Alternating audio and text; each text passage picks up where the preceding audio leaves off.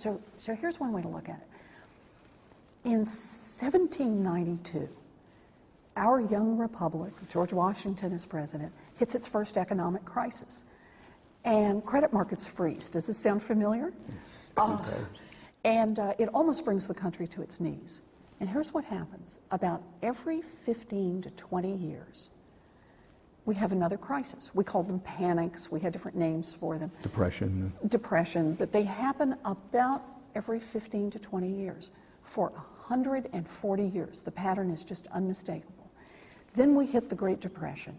And coming out of the Great Depression, we put 3 new regulations in place.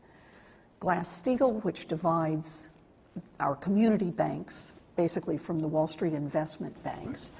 FDIC insurance, put money in a bank and know that it's safe.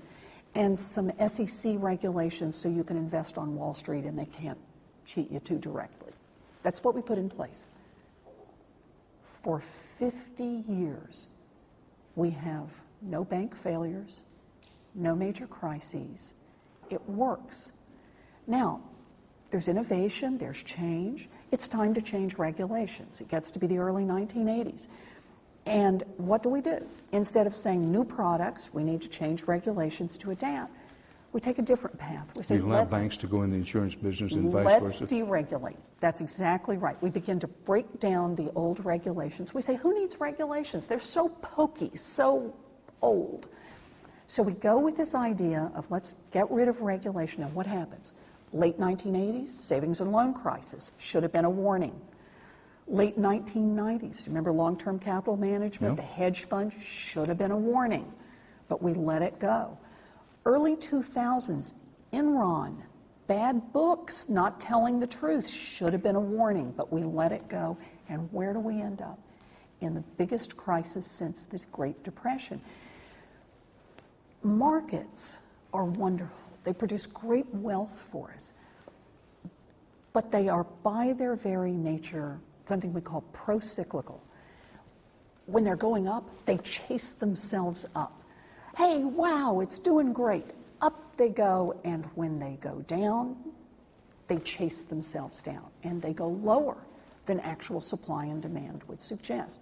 Now look, we can live in a world of ups and downs for the rest of our lives. We can say, who needs regulation? Let's just ride that roller coaster wherever it goes. But you know, we have to remember, when it goes down, it doesn't just take down the people who gambled. It doesn't just take down the people who invested on Wall Street. It takes down everybody who's got a pension.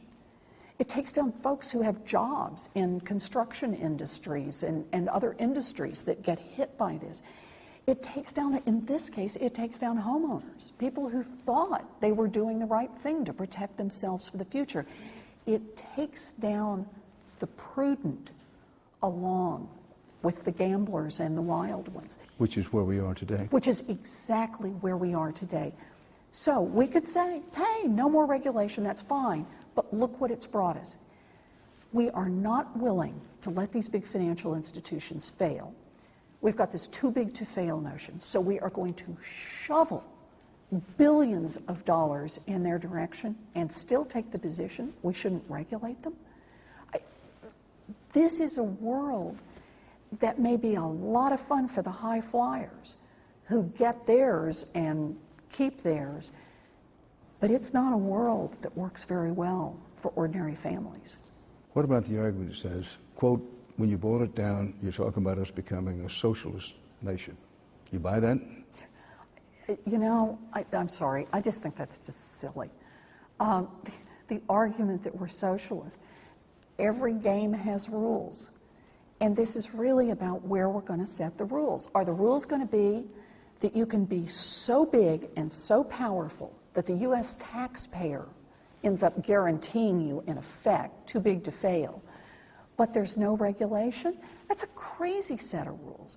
If you're going to be that big, if you're going to put my future at risk, then I want to be able to say somebody has to watch you and make sure you don't take risks with what could turn out to be my money. That's not socialism, that's just good sense. You put me at risk, then I want some restrictions on what you do.